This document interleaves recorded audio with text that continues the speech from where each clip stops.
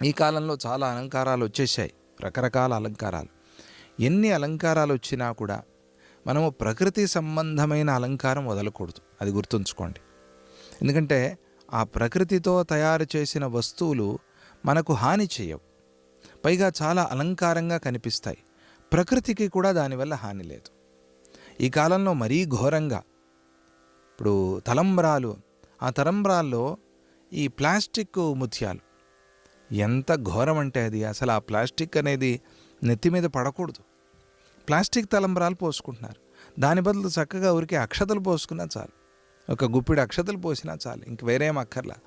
Plastic ముత్యాలు, పైగా రంగురంగుల ప్లాస్టిక్ ముత్యాలు, అవన్నీ నీళ్లలోకి పోతాయి, భూమిలోకి పోతాయి. అంత ప్రకృతి పాడవుతుంది. శాస్త్ర విరుద్ధంగా చేస్తే దానివల్ల ఫలితము లేదు, ప్రయోజనము లేదు కదా. అటువంటి వాటికి దూరంగా ఉండాలి. ఎందుకంటే పెళ్ళి అనేది చాలా గొప్ప తంతు, అది చాలా విశేషమైనది. ఇది అట్లా చెప్పారు, ఆ ప్రకారంగా చెయ్యాలి అని.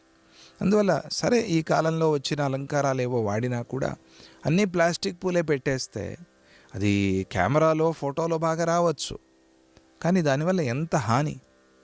పైగా అక్కడ ఏమైనా ప్రమాదాలు జరిగితే వెంటనే అంటుకుపోతాయి. అదే పూలు ఉన్నాయనుకోండి, అంటుకోవు, పైగా అది కొంచెం ఆపుతాయి, ఆ అగ్నిని, అటువంటి ప్రమాదాలని కొంచెం ఆపుతాయి. ఆలోచించాలి ఇవన్నీ కూడా.